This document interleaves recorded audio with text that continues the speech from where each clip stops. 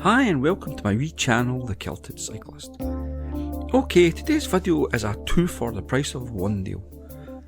Scotland has always been at the forefront of engineering and invention.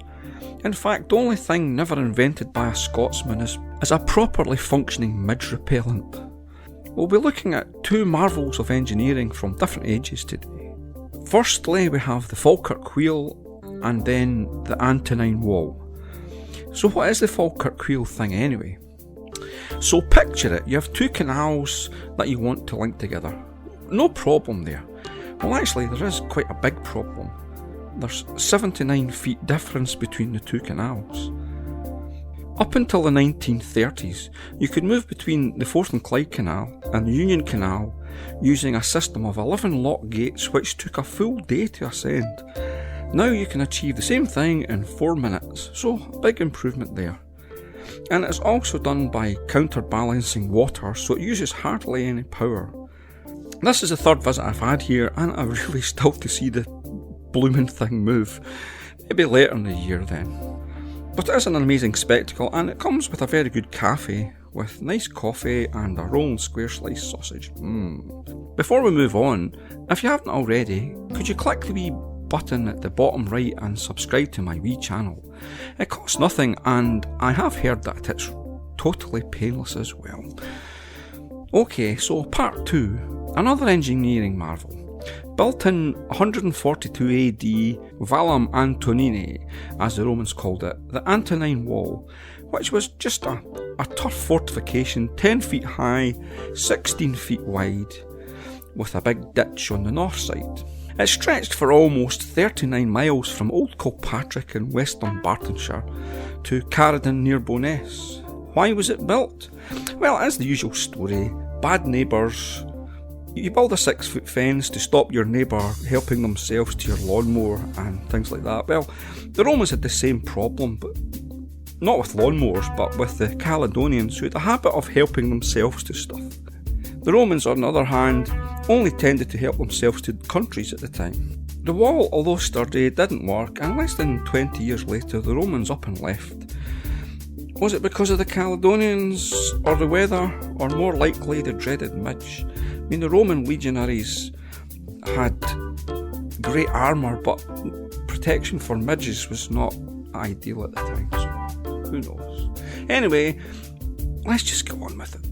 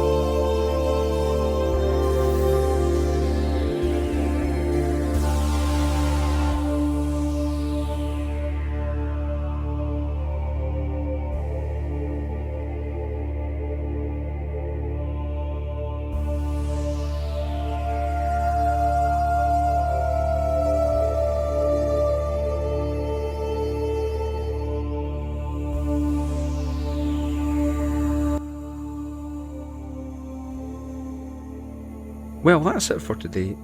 I have to say, I enjoyed my visit to the Antonine Wall. It must have been amazing when it was first built. The road up to it is not fared as well. In fact, it is more like a collection of holes held together by tar. But it is a good place for a walk, and it's ideal if you have a dog or kids, or in fact, a dog and kids. Take a picnic and it's a great day out. You can, if you're fleet of foot, walk from the FALKIRK wheel through the rough castle tunnel, and it brings you out at the wall.